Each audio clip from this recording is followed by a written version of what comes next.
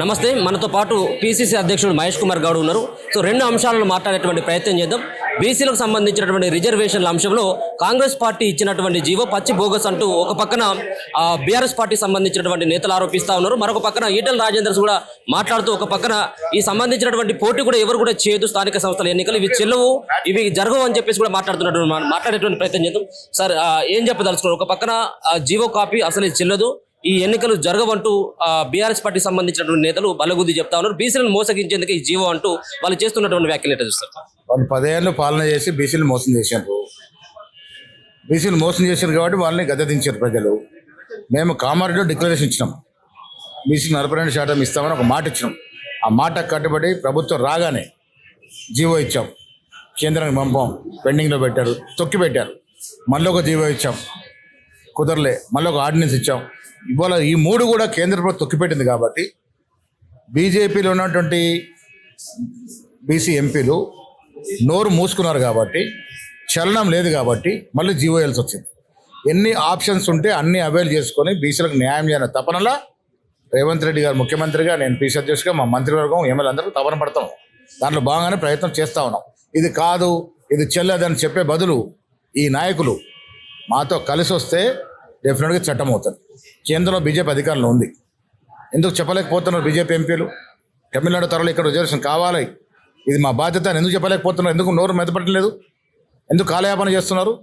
మాకు చిత్తశుద్ధి కాబట్టి చట్టాలు ఇచ్చాము, చట్టాలు చేశాము, జీవోలు ఇచ్చేలా ఎన్నికలకు పోతా ఉన్నాం.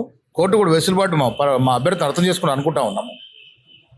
డెఫినెట్గా దీంట్లో ముందుకు పోతామనే ఆలోచనలో రేపు ఏ నిర్ణయమైనా మళ్ళీ ఆలోచించి ఫైనల్గా వీళ్ళకి రిజర్వేషన్ 40% ఇవ్వాలనేది మా తపన. గవర్నర్ దగ్గర బిల్లు పెండింగ్ ఉన్నప్పుడు ఈ జీవో సరైనటువంటి విధానం కాదు, ఇదంతా కూడా మభ్య పెడితే ఏం చేస్తాము? పెండింగ్ పెట్టినప్పుడు ఎలక్షన్ పోవాలి, రిజర్వేషన్ ఇవ్వాలి.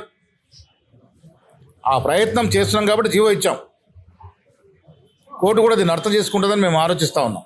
సో కోర్టు 8వ తారీఖు కనుక కొట్టేసినట్టు పార్టీ పరంగా ఏమైనా వెళ్ళేందుకు ఏమైనా సిద్ధపడుతున్నారు, లేకపోతే వాయిదా వేస్తారు? కొట్టేస్తుందని అనుకోవట్లేదు, సరైన కారణాలు చూపుతా ఉన్నాం. అసెంబ్లీలో అన్ని పార్టీలు మూకుమ్మడిగా ఏకగ్రీవంగా చేసిన తీర్మానం అని చెప్పే ప్రయత్నం చేస్తూ ఉన్నాము.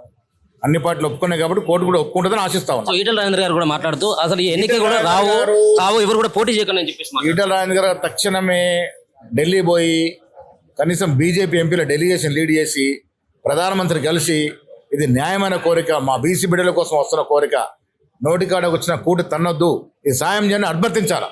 దాని చట్టాన్ని చట్టబద్ధత ఇచ్చే ప్రయత్నం చేయాలి.